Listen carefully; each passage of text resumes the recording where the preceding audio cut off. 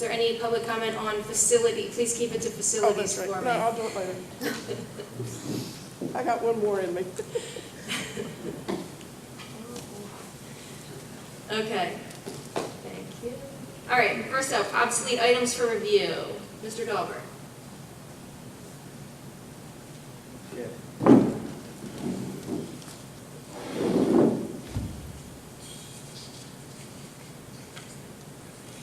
So,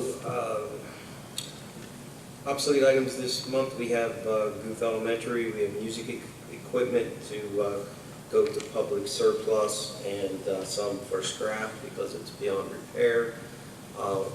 At Grass Elementary School, we have 2 library reading logs to go to public surplus.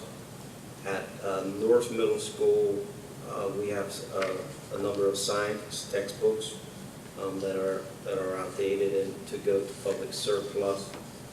And then at the high school, we have 3 different things. We have the old security monitors from the old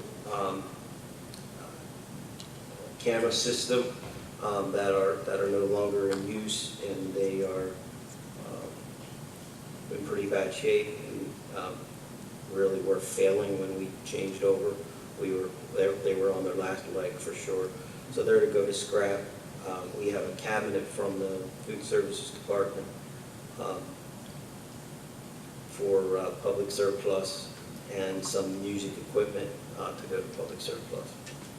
So that's it for the obsoletes this month. Thank you. Questions or comments from anyone? Okay, everybody's good with moving this forward?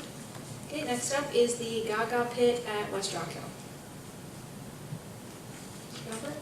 Sure. So the West Rock Hill PTO has agreed, well, we received a letter from Dr. Wiley that the West Rock Hill PTO has agreed, as has other PTOs at our elementary schools to purchase and install a Gaga pit for West Rock Hill. I believe this will be what, 4th one?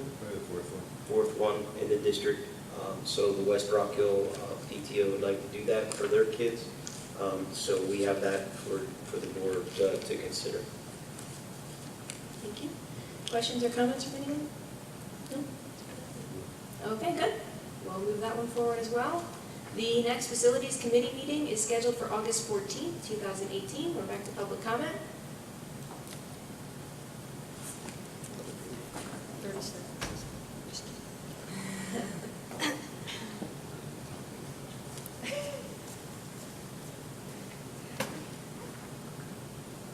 Sue Furlong, West Rock Hill Township. Stuart wishes he could get me limited to 3 minutes. But anyway, the one other thing that I wanted to add is that when you're given this proposal, I don't know what financials you have in the package that you received tonight. It's not one of the criteria is that the facility has to be dilapidated, run down, neglected, that type of thing. And I think that building clearly qualifies, no question. But the second one is, do they have the wherewithal to do it without it? They probably do, but of course if they say, no, we're not going to do it unless you give us LRTA, and they can go to another place and get LRTA. So we are over a barrel to a certain extent. And that's why it needs to be a fair LRTA, but it does need to be a LRTA. But what you need to do, and this would fall on Mr. Dahlbert's shoulders, is that whatever proposal you decide to look at, and you may look at 4 or 5 of them, is to do a net present value of the cash flow. And they should be pretty much equal. They don't have to be equal. You can entice them. And they're getting something from the other 2 government entities, but the lion's share comes from us. So we need to develop, instead of the 10, 20, 30, 40, 50, like I said, I would go 50, 50, 50. You may limit the years and look at the net present value of your cash flow for them and for you.